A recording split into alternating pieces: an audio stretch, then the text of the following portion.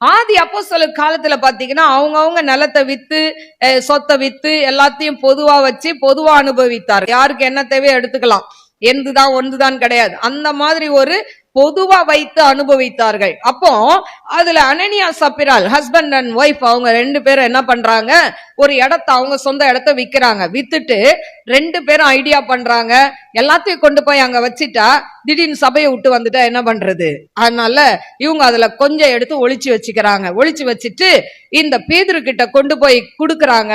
அவர் சொல்றாரு, நீ நிலத்தை விற்க முன்னால அது ஒன்றுதான், வித்த பிறகு ஒன்றுதான். ஆனா நீ என்ன சொல்ற, நீ என்ன பண்ற, ஆவியானவர் இடத்துல பொய் சொல்ற, என்கிட்ட பொய் சொல்றன்னு அவர் சொல்லல.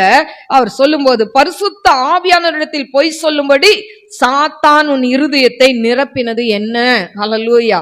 பாருங்க, ஒரு பொய் தாங்க. ஆனா ஆதி அப்போஸ்தலர் காலத்துல என்ன நடந்தது? மரணம். ஹல்லேலூயா. பாவத்தின் சம்பளம் மரணம். பொய்ன்றது அவ்வளவு பெரிய பாவமா நம்ம நினைப்போம். ஆனா வெளிப்படுத்தல சொல்லப்பட்டிருக்கு, பொய்யர்கள் அக்கினி கடலில் தள்ளப்படுவார்கள், அங்க அழுகையும் பற்கடிப்புமாய் இருக்கும்னு சொல்லப்பட்டிருக்கு. நம்ம ஈஸியா பொய் சொல்லிடுறோம். தயவு செய்து பொய் சொல்றத நம்ம விட்டு விட வேண்டும். ஹல்லேலூயா. ஆண்டவர்ட்ட பலனை கேளுங்க. வீட்டுக்கார்ட்ட பொய் சொல்லாதீங்க. பிள்ளைங்க மனைவி கிட்ட பொய் சொல்லக்கூடாது, பிள்ளைங்க கிட்ட பொய் சொல்லக்கூடாது. நம்ம பொய்ய என்ன பண்ணணும், நம்மளை விட்டு எடுத்து போட வேண்டும். ஹல்லேலூயா.